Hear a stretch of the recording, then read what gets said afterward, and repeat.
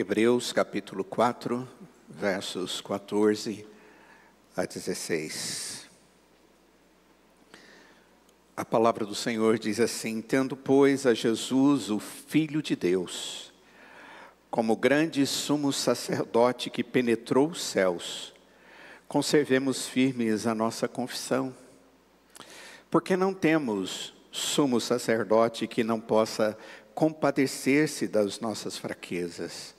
Antes, foi ele tentado em todas as coisas, à nossa semelhança, mas sem pecado. Acheguemo-nos, portanto, confiadamente junto ao trono da graça, a fim de recebermos misericórdia e acharmos graça para socorro em ocasião oportuna. Vamos orar. Ó Senhor, mais uma vez nós abrimos a Tua palavra para estudá-la. E pedimos que na Sua bondade o Senhor venha iluminar a nossa mente e nos dar plena convicção da obra perfeita que o Senhor fez em Cristo Jesus a nosso favor.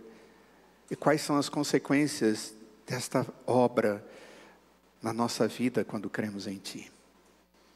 Ó Deus, opera em nós, em nome de Jesus. Amém. Algum tempo atrás eu tive a oportunidade de fazer um sermão em cima desse texto. Eu me atentei para os dois primeiros versos, o 14 e 15. Hoje nós vamos... eu atentei para o verso 16 e hoje nós vamos atentar para os versos 14 e 15. É como se alguma coisa fosse dita, os dois primeiros versos, e por causa disso existe uma consequência. Eu comecei de trás para frente com vocês. O texto diz, portanto, verso 16, acheguemos confiadamente diante do trono da graça de Deus. Diante daquilo que Cristo fez, nós podemos ter confiança ao chegar diante de Deus, que tem algo especial para nós, graça e misericórdia. Afinal de contas, o que é isso? Nós temos que nos lembrar que esse texto, essa carta, ela foi escrita para um grupo de judeus que haviam crido no Senhor Jesus. E que sofriam muitas dificuldades para continuar na vida cristã, sendo um judeu convertido. Porque as pressões, elas eram enormes, tanto por parte dos demais judeus, quanto por parte dos romanos, que estavam agora já perseguindo os cristãos. E não foi algo simples de enfrentar, foi algo realmente difícil, porque alguns eram presos, alguns eram torturados, maltratados, e uma boa quantidade foi morta, porque não quiseram negar a sua fé em Cristo Jesus. O autor de Hebreus, ele tem uma preocupação, de falar àquelas pessoas como irmãos na fé, e mostrar para eles que eles não precisam ter dúvida a respeito da fé que eles têm em Cristo Jesus. E que tudo o que acontece na vida de Jesus foi previsto no passado, no judaísmo, durante toda a história registrada no Antigo Testamento. E que agora essa era a base suficiente para que eles pudessem manter a sua fé e pudessem dessa forma ser encontrados fiéis diante de Deus, apesar das dificuldades. Como já lhes disse, hoje defender a fé em Cristo Jesus no mundo contemporâneo é algo meio complicado, porque é tido como algo menor ou algo de fraqueza, ou até mesmo de ausência de inteligência. Mas como nós vimos hoje pela manhã, no estudo que fizemos em Eclesiastes, capítulo 12, no final da sua carta, do seu livro tão poético, cheio de sabedoria, Salomão diz para nós que a verdadeira sabedoria, ela não tem nada a ver com a sabedoria desse mundo. Essa sabedoria de Deus associada ao conhecimento da verdade de Deus, promove aquilo que verdadeiramente nós precisamos, uma vida não só hoje, mas eterna com o Senhor. Então, o que o autor está dizendo aqui, o que ele está fazendo? Ele olha para o Antigo Testamento. Dentro da religião dos judeus, não havia posição mais exaltada e que pudesse ser mantida entre os homens do que a de um sumo sacerdote. E aqui no texto, o autor, ele tem a preocupação de afirmar que Jesus é grande sumo sacerdote. Essa expressão, ela é uma expressão significativa, porque ao dizer essas palavras, o que ele está afirmando é que, como ele, não tem ninguém. O sumo sacerdote era o sacerdote dos sacerdotes, aquele que fazia algo de maneira muito especial e diferente do que se fazia normalmente todos os dias. Nos dias do Novo Testamento, o ofício de sumo sacerdote tinha poder significativo. Ele era o chefe do Sinédrio. O Sinédrio é aquele grupo de religiosos que tinham como a incumbência a agir como a corte suprema de Israel. Aqueles que davam a última palavra. Era uma palavra jurídica, era uma palavra religiosa, era uma palavra social, era uma palavra, tudo isso, mas tudo à luz da Escritura. E o sumo sacerdote era aquele que dirigia esse grupo. A tarefa mais importante desse sacerdote acontecia num evento, numa época conhecida como o Dia da Expiação, o Yom Kippur. Uma festa muito importante. Era nesse dia que o sumo sacerdote ele entrava na parte mais interna do templo e fazia um sacrifício pelos pecados da nação. Havia ali o templo e partes do templo, uma parte onde você entrava, bastante grande, que tinha algumas coisas ali. E eu quero conduzi-los a pensar um pouquinho sobre aquilo que acontecia, a imaginar a cena. Enquanto os primeiros raios de sol da manhã surgiam e atravessavam ali os montes, o Monte das Oliveiras, um sacerdote de pé no pináculo do templo toca a trombeta. Eu não sei se alguém aqui já ouviu o som de uma trombeta, como daquelas que eram tocadas naquela época. Essa semana eu coloquei na mesa de casa, na hora de uma refeição, o som da trombeta. É algo muito alto. Não tem quem não possa ouvir. E normalmente não era só um que tocava, era algo grandioso mesmo. Era um som que chegava muito longe. Era um chamado solene. E várias vezes isso aconteceu no Antigo Testamento. E agora acontece também. E esse é o sinal de que os sacrifícios matinais estão prestes a começar. Então as pessoas começam a caminhar para o templo. Um total de 15 animais eram sacrificados no enorme altar que ficava diante do templo, na parte primeira do templo.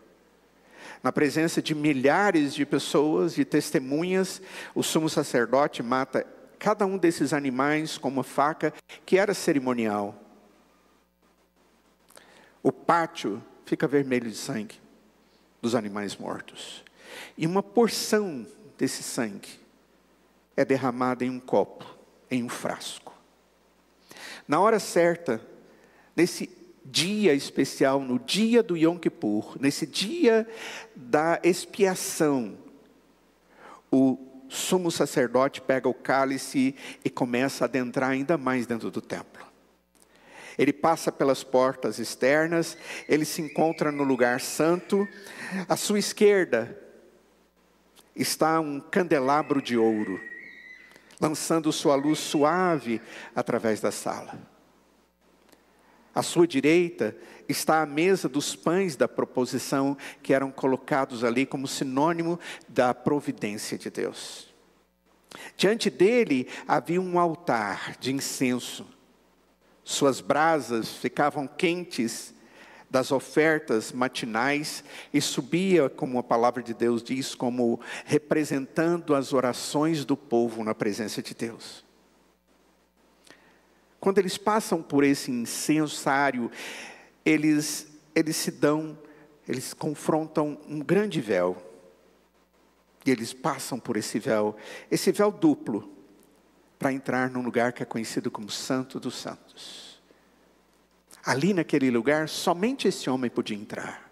Ninguém mais. Ele tinha que estar completamente preparado para entrar naquele lugar. Ele tinha que confessar os seus pecados, ele tinha que se arrepender dos seus pecados, ele tinha que fazer todo um rito que simbolizava a sua vida de arrependimento e de santidade diante de Deus. Porque se ele adentrasse aquele lugar sem que ele fizesse isso e tivesse verdadeiro temor da graça de Deus, mas também do juízo de Deus, se ele entrasse naquele lugar de maneira indevida, o sumo sacerdote morria. Ele era automaticamente incinerado por Deus. Era um ato soberano, era de Deus. E o que tinha nesse lugar? Tinha uma arca, que é conhecido como a Arca da Aliança. É um baú de madeira, de acácia revestido de ouro. Bonito, certamente deveria ser muito bonito. E uma tampa de ouro puro era colocada em cima dela. Essa tampa chamava propiciatória. Em cada extremidade da tampa, daquele baú, estava um anjo, com as suas asas curvado para dentro e voltado para o centro do propiciatório, olhando para dentro da arca. Esse propiciatório tem um significado todo especial na obra de Cristo Jesus. É aquele que se torna a propiciação, aquele que assume como propiciação diante da nossa necessidade. Por quê? Aquela é a tampa que tampa pecados, que tampa aquilo que nos condena, porque dentro daquela arca existe as tábuas da lei. Aquela que diz que nós temos um só Deus e que nós devemos adorar única e exclusivamente a Ele, e vai por aí afora. Os 10 mandamentos estavam ali, e nós sabemos que não podemos cumprir, e não somos capazes de cumprir esses mandamentos de Deus. Então, de um jeito ou de outro, aquilo aponta para nós como acusados. Mas agora, quando os anjos olham para dentro daquela arca, em cima está o propiciatório, e sobre ele o sumo sacerdote jogava o sangue do cordeiro. E agora, quando Deus entra e olha ali, Ele não vê mais o que está lá dentro. Ele vê o que está lá em cima, a propiciação. O que nós percebemos aqui é algo cheio de simbolismo, sem sombra de dúvida, que não tem em si mesmo poder, mas para nós aponta para algo que tem poder e tem significado para nós. Tudo nesse lugar e tudo que é feito aponta para Jesus. Aquele que o primo dele, chamado João, quando vê o Senhor Jesus, diz: eis o Cordeiro de Deus que tira o pecado do mundo. Aquele sangue que era colocado ali, significava o sangue do Filho de Deus que foi enviado para morrer na cruz pelos pecadores. E na antiguidade, quando algumas pessoas criam que Deus providenciaria isso, eles eram salvos por fé. E hoje, se cremos que Jesus Cristo fez essa obra, somos salvos através da fé. Tudo aquilo apontava para a pessoa, para a obediência, para a obra, para o sacrifício, para o martírio que o Senhor Jesus Cristo sofreu a nosso favor. Ele é chamado, Jesus, de o sumo sacerdote, o grande sumo sacerdote. É aquele que veio para fazer uma obra e depois dele, nada mais precisa ser feito. Os sacrifícios não são mais necessários. O simbolismo não é mais necessário. Porque Ele é o próprio Deus Salvador diante de nós. Não é necessário fazer sacrifícios diários e nem sacrifício anual no Yom Kippur. Porque aquilo que tinha que ser feito e apontava para Cristo Jesus foi feito. E agora o próprio Senhor Jesus, quando fala de si mesmo, Ele diz: quem crê em mim. Ele não fica na morte, mas Ele passa da morte para a vida. O nosso grande sumo sacerdote. No verso 14, o autor ele está dizendo exatamente para esses crentes novos. Ele está dizendo: olha, vocês creram nisso, vocês olharam para isso, vocês esperaram isso, e agora nós estamos diante do grande sumo sacerdote. Ele diz: tendo pois a Jesus, o Filho de Deus, o grande sumo sacerdote que penetrou os céus, conservemos firmes a nossa confissão. Não permita que as coisas que estão vindo contra você, para tirá-lo da fidelidade, da comunhão, da dependência, da alegria, da salvação que há no Senhor, seja perdida. O que o autor de Hebreus está dizendo: não permita que nada nesse mundo arranque você desta verdade, da bondade de Deus. Conservem firmes a confissão que vocês têm, o testemunho como Wagner e a sua esposa tiveram aqui hoje. Ao longo dos anos, houve muitos sumos sacerdotes, muitos. Geração após geração serviu a esse cargo que era exaltado. A cada ano, por mais de 1000 anos, um sumo sacerdote entrava no templo e oferecia um sacrifício. Mais de 1000 anos. Mas nós temos algo único. Temos algo que os judeus nunca tiveram. Temos um grande e sumo sacerdote. Há duas coisas aqui que torna-o grande. A primeira coisa é que ele é um grande sumo sacerdote, porque, diz o texto, ele passou pelos céus. Olhem só o verso 14, diz o texto: como grande sumo sacerdote que penetrou os céus, que é dos céus, que faz parte dos céus. O sumo sacerdote dos judeus passava pelos véus entre o santo lugar e o santíssimo lugar, para a parte interna do templo, uma vez por ano. Mas o nosso sumo sacerdote, Jesus Cristo, ele foi muito mais longe. Nosso sumo sacerdote, ele passou para o próprio céu. Ele é Deus, está sentado à direita do Pai e reina junto com ele o Espírito. Por mais exaltada que a posição de um sumo sacerdote de Jerusalém fosse considerada, a posição de Jesus Cristo é muito mais alta. É isso que o autor está dizendo para aquelas pessoas. Esse Jesus que cremos é um sumo sacerdote diferente daqueles que nós acompanhamos todos os anos, ele está dizendo. Esse é Deus, o lugar dele é os céus, e ele fez tudo de uma maneira definitiva e para sempre. A segunda coisa que ele diz, que diferencia o Senhor Jesus como o grande sumo sacerdote, é o fato dele ser o Filho de Deus. E esse é o título que é dado a Jesus. Ele é chamado de Jesus, o Filho de Deus. Somente a ele é atribuído esse título na Escritura. Nenhum sumo sacerdote jamais foi capaz de tomar para si o nome ou o título de Filho de Deus, no sentido de ligado a Deus. Na melhor das hipóteses, o sacerdote era um servo de Deus, um mediador temporário entre Deus e os homens. Por causa dessas duas verdades, o fato de Jesus ser o Filho de Deus e por ele estar nos céus, aqui nós encontramos uma exortação. O texto diz: porque isso é verdade, no verso 14, conservemos firmes a nossa confissão. A razão pela qual essa exortação é dada, queridos, é porque os leitores estavam sendo tentados a abandonar a fé. Alguns deles já provavelmente deveriam ter deixado a fé e voltado àquelas práticas do judaísmo. tempos difíceis chegaram para a igreja.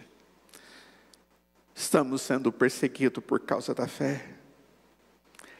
E provavelmente alguns estavam começando a pensar que seria mais fácil se deixassem de lado suas crenças sobre Jesus e voltassem ao judaísmo com suas cerimônias e os seus rituais. A exortação que é dada pelo autor de Hebreus, por esse livro sagrado, ela é dada de novo no verso 16, se você observar, o texto diz que devemos nos achegar confiadamente junto ao trono da graça. Mantenham firme, cheguem diante do trono da graça de Deus. É como se essas duas coisas estivessem associadas, e na verdade elas estão. É um paralelismo real aqui dentro dessa literatura hebraica. Temos um grande sumo sacerdote que penetrou os céus, que é filho de Deus, que deve ser considerado como aquele que vocês creram e por causa disso vocês foram salvos. Mantenham firmes a vossa confissão. Porque nós não temos um sumo sacerdote que possa compadecer-se de vocês como ele. Eles não podem fazer sacrifícios para sempre. Aproximem-se confiadamente diante do trono da graça de Deus. Essa é a mensagem. Segunda coisa que nós vemos aqui no texto é que Jesus é colocado como aquele que é solidário, aquele que entende a nossa fraqueza. No verso 15 diz, porque não temos sumo sacerdote que não possa compadecer-se das nossas fraquezas.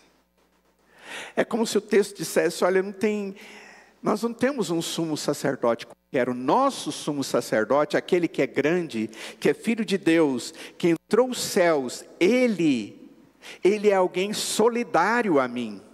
Ele é alguém solidário e entende qual é a realidade que você está vivendo. Queridos, por quê? Porque o texto que Jesus, ele foi tentado em todas as coisas, a nossa semelhança. E por causa disso, ele sabe cada tipo de sofrimento que nós temos. O Senhor Jesus, durante todo o seu ministério, ele teve Satanás ao redor dele. Antes de começar o serviço ministerial, como mediador, quando ele faz 30 anos de idade, ele vai ao deserto e o Satanás está ali pronto para tentá-lo. Para trazer para ele, se possível, dúvidas. Uma saída pela direita. Mas o Senhor Jesus rechaça tudo. Enquanto o Senhor Jesus andava por aquelas regiões, ele foi perseguido, quase morto várias vezes. Falaram mal dele. O Senhor Jesus foi um homem que no meio daquelas situações todas, ele recebeu pessoas que cuspiam na sua face. Aquilo é cultural, as pessoas fazem isso para as coisas mais desprezíveis que existem diante dos olhos deles. Eles cuspiam nas pessoas e nas coisas desprezíveis. Aquilo tinha um simbolismo terrível. Eles machucaram a Jesus com palavras, com atitudes, com a ausência de adoração, com a ausência de conhecimento e reconhecimento de quem Cristo era. Mas Jesus era o Filho exaltado de Deus. O fato dessas pessoas agirem desse jeito contra o Senhor Jesus jamais o diminuiu. Ele jamais deixou de ser quem Ele é, Deus verdadeiro encarnado entre nós. Ele abriu mão da sua majestade, de ser tratado como Deus, mas Ele não deixou de ser Deus. Ele foi aquele que tirou todas as suas vestimentas de realeza e pôs as vestimentas da simplicidade de um homem. Mas com uma diferença, diz o texto, sem jamais pecar. Mas Jesus sabe, Ele é solidário, Ele entende, Ele é simpatizante, Ele conhece a nossa fraqueza. É isso que o autor está dizendo. Ele está dizendo para aquelas pessoas que estão ali sofrendo por causa da fé, ele diz: ei, Jesus continua com você. Você já passou por momentos na sua vida que você fala: não é possível, será que alguém já passou pelo que eu estou passando? Segundo as Sagradas Escrituras, Jesus passou por tudo. Ele passou e foi tentado em todas as coisas. Jesus é a revelação máxima de Deus. No texto que nós estudamos no capítulo 1, o texto diz que Jesus não é um anjo, ele é melhor do que anjos. Jesus não é como Moisés, que era uma figura muito importante para os judeus, como libertador. E o texto diz, ele não é como Moisés. No capítulo 4 e no início que estudamos na última semana, o texto diz que esse Deus é o Deus que nos leva ao descanso. Ele é o nosso Shabá. Ele é a nossa paz, é a nossa alegria, a nossa satisfação para a vida eterna. Agora surge uma questão. Se Jesus é tão alto, se Jesus é tão exaltado, como é que eu posso me relacionar com Ele? Mesmo que Ele seja o sumo sacerdote que entrou no céu, como eu vou estar diante dEle, se eu permaneço na terra? Como que a divindade de Cristo encontra a humanidade do homem, a minha humanidade? Como eu posso me relacionar com Deus? E a resposta é que Ele é Deus, que se tornou homem e que continua a lembrar-se de todas as nossas realidades, porque Ele continua sendo homem. A palavra de Deus diz que depois que Jesus morreu, Ele ressuscitou. Ele recebeu um corpo humano novamente, cheio de glória. E a palavra de Deus diz que Ele foi recebido nos céus, Atos capítulo 2. E os seus discípulos viam, e os anjos o recebiam em glória. Mas o corpo dele não ficou aqui não. Ele continua sendo Deus, e continua sendo homem. E Ele sabe exatamente qual é a nossa realidade, para que Ele possa compadecer-se de nós, para que Ele possa entender-nos, para que Ele possa ser solidário a nós, para que Ele possa cuidar de nós. A singularidade da fé cristã, amados, é que Deus não ficou lá em cima, Deus veio até nós. Ele fez a obra. O leão da tribo de Judá se vestiu de carne e sangue e habitou entre nós, em glória, mas entre nós. E essa verdade é declarada tanto de forma positiva como de forma negativa aqui nesse texto. O que seria negativo? Olha só, o texto diz, porque não temos sumo sacerdote que não possa compadecer-se das nossas fraquezas. Não há nada pior do que uma solidariedade barata. Alguém dizer, eu sei o que você está passando. Sabe nada. Eu sei o que você está sentindo. Sabe nada. O texto diz que Ele sabe. A solidariedade de Jesus, o conhecimento, a vivência conosco, a nossa necessidade, é plenamente compreendida pelo Senhor Jesus. E Ele diz, eu entendo. A simpatia de Jesus conosco não é barata, Ele desce do seu trono, Ele se suja, e até hoje Ele não foi removido da sua humanidade, para que Ele possa todo o tempo cuidar de nós. E tem o lado positivo do verso 15, que diz, antes foi Ele tentado em todas as coisas a nossa semelhança, mas sem pecado. Jesus foi realmente tentado. Ele nunca cedeu àquelas tentações, mas a tentação não era menor ou menos real para ele do que é para nós. E eu e você sabemos o que é tentação. Ah, como sabemos. Nós vivemos no mundo da tentação. A palavra de Deus diz que os nossos desejos, as nossas concupiscências, aquelas que brotam da nossa natureza caída, elas gritam dentro de nós. E em vários momentos, se isso não for parado, nós vamos diante do pecado com a boca aberta para engolir tudo. Jesus foi tentado em todas as áreas, mas ele sabe o que é ser tentado. Mas ele sabe também o como vencer isso. E ele venceu. Ele venceu por causa da graça que ele tinha em si mesmo. A graça de Deus. E que ele concede a nós quando ele age como nosso Pai, nosso Senhor, nosso Salvador. Quando ele age com o seu Espírito em nós, nos habilitando a vencer pecados. A sermos verdadeiros diante de Deus. E a termos a nossa vida restaurada a cada dia na intimidade do Senhor. A grande verdade final que nós encontramos no texto, no verso 16, é que Jesus é aquele que nos ajuda no momento da necessidade. Por isso que o texto diz, se Ele é esse sumo sacerdote, se Ele é grande porque é Deus, se Ele é grande porque Ele pode resolver todas as questões, Ele sabe qual a realidade nossa, pois foi tentado, mas não pecou. Esse é o Deus que nós precisamos confiar nele. Não é como outros deuses que por aí. É mais ou menos isso que o autor está dizendo.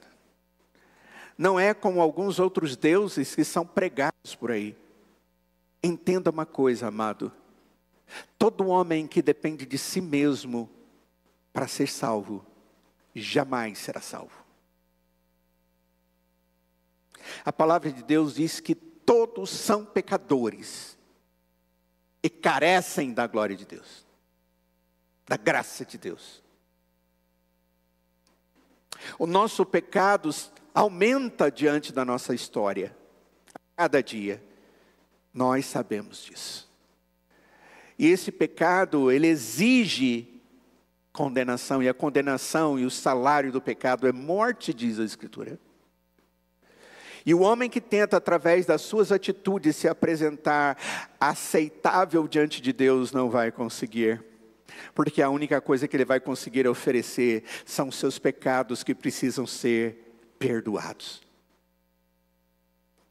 Mas quando vemos a Deus e tudo aquilo que Ele faz a nosso favor, como sumo sacerdote que deu a si mesmo como ovelha para ser sacrificado, a palavra de Deus diz que nós devemos confiar nele. Crer nele para a salvação. E é por isso que o autor aqui diz no verso 16, acheguemo-nos, portanto, confiadamente junto ao trono da graça de Deus. A nossa confiança não está na nossa capacidade, mas na graça de Deus. E o texto diz que quando nós fazemos isso, nós devemos fazer para receber misericórdia e acharmos graça para socorro no momento oportuno. E eu fico pensando, qual é esse momento, hein? Que eu preciso de graça e misericórdia, que não seja hoje, agora, amanhã e depois e sempre. O texto tem uma chamada de ação, como nós vimos no verso 14. Lá diz, mantenham firme a vossa confissão. Aqui, chega diante de Deus, se aproxima, reconheça que nele existe a sua sustentação, as suas respostas, as suas necessidades. São duas coisas que são conectadas. A maneira de você manter firme sua confissão e se aproximar de Jesus com confiança. E quando você se aproxima dele, você se verá mantendo firme diante dele na sua confissão. Existem duas coisas que nós necessitamos aqui. É misericórdia e graça. E essas coisas, elas estão interligadas. Essas duas qualidades da bondade de Deus para conosco são dois lados da mesma moeda. Ambas se relacionam com a salvação e com os tratos do nosso Deus conosco. A misericórdia é quando Deus olha para você e para mim e vê em nós pecado. E apesar de sermos pecadores e indignos, Ele não nos pune. Ter misericórdia é passar por cima. Ter misericórdia é agir não punindo a nós. E o que é graça? A graça é quando Deus olha para a nossa miséria e a nossa necessidade, e Ele a supre fielmente. Não baseado naquilo que nós temos para oferecer para Ele, porque não temos nada, mas baseado no seu amor. Graça é aquilo que Deus nos dá. Misericórdia é aquilo que Deus não nos dá. Na misericórdia, Deus alivia o juízo de cima de nós. Na graça, Ele coloca bondade, favor diante das nossas necessidades. Na misericórdia, Ele deixa de me punir, mas pune Cristo. Mas na graça, Ele derrama bondade sobre nós por causa de Cristo. Não existe graça sem Cristo. Ele é a nossa graça. Ele é o dom perfeito recebido da parte de Deus quando cremos nele e que perdoa os nossos pecados, que limpa a nossa alma, que direciona os nossos olhares, a nossa existência mais profunda de alma. Porque a partir do momento que Deus derrama essa graça, Ele vai cuidar de mim como filho. O autor de Hebreus, o que ele está dizendo aqui, queridos, é: eu sei o que vocês estão passando, vocês estão sendo perseguidos, vocês estão sendo maltratados, mas Jesus sabe o que significa isso, e Ele sabe o que vocês estão precisando, e Ele vai cuidar de vocês, porque Ele já mostrou que cuida. Olha só, Ele foi a ovelha de Deus que morreu em seu lugar. Ele ressuscitou e está nos céus. E Ele age a nosso favor. Quando? Todos os dias e para todo sempre. Essa é a mais pura mensagem do Evangelho que nós podemos encontrar. O autor de Hebreus é como se ele estivesse dizendo para aquelas pessoas que já haviam ouvido o Evangelho, já tinham entendido o amor de Cristo, já haviam se curvado diante de Cristo, entregado seus corações a Deus, já eram cristãos, mas estavam sendo tão maltratados, que eles estavam com tanto medo, que eles pensaram na possibilidade de voltarem atrás. E o autor diz: faça essa tolice. Porque não existe nada a não ser na misericórdia e na graça de Deus. Você está passando angústias? Você está passando por ansiedades, por dor da alma? O pecado tem pesado na sua vida a cada dia. Tem causado aquele sentimento de morte, porque quando nós erramos, e erramos feio, a sensação que nós temos é que tudo está doendo. Foi aquela sensação que Davi teve diante do seu pecado não tratado, não confessado, não limpo pelo sangue do Cordeiro. Se de alguma forma você está vivendo algum momento da sua existência, sei lá o que é, e você não tem respostas para alívio e esperança, eu quero lhe dizer que existe só um caminho para isso, segundo a palavra de Deus: crer em Cristo Jesus, como aquele que veio ao mundo para perdoar os nossos pecados, nos limpar, para que pudéssemos viver na intimidade com Deus. Essa é a solução. Essa é a solução de Deus. Ela é perfeita. E não existe outra. Creia no Senhor Jesus. E serás salvo tu e toda a tua casa. Este é o Evangelho de Deus para nós. Para aquelas pessoas, para o povo dele sempre.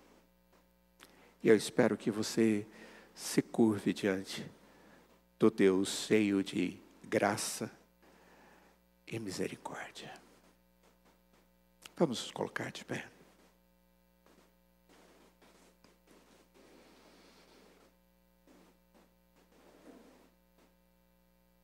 Ó Deus amado, em Isaías capítulo 53, verso 4, a tua palavra diz: certamente Ele tomou sobre si as nossas enfermidades e as nossas dores levou sobre si, e nós o reputávamos por aflito, ferido de Deus e oprimido. Ó Senhor, essas palavras foram ditas 750 anos antes do Senhor Jesus vir. E era a tua promessa e ela se cumpriu. E Ele veio sim, e Ele tomou sobre si as nossas enfermidades. Ele tomou as nossas dores sobre a sua vida. Ele foi aquele que foi ferido, foi oprimido, mas que depois foi glorificado como Deus eterno e ressurreto. Ó Deus, aquele que tem vitória sobre todas as coisas e todas as dificuldades. Ó Deus, nós precisamos que o Senhor nos dê a fé verdadeira nesse Deus, no Teu Filho Jesus. Para que haja paz no nosso coração, para que haja esperança de vida eterna, a partir de hoje e para todo sempre. Ó Deus, haja no coração de cada um de nós que aqui está. Produza verdadeiras entregas de coração a Ti. Para que possamos juntos dizer: o Senhor nos achou. E nós Te louvamos por isso. Obrigado, Deus, por esse tempo de culto, de adoração. Ó Deus, obrigado pela vida do Wagner, da Marisa, da sua filhinha Maria. Obrigado pela vida dos seus parentes que estão aqui conosco hoje, pelas nossas vidas e por toda a obra perfeita do Teu Filho a nosso favor. Continua, ó Deus, a Tua obra em nós. Continua a Tua obra na vida dos nossos filhos e das pessoas que amamos. Em nome de Jesus nós oramos. E imploramos que a graça do Senhor Jesus, que o amor de Deus o Pai, que a comunhão e as santas consolações do Espírito Santo de Deus estejam sobre cada um de nós hoje e para todos sempre. Amém.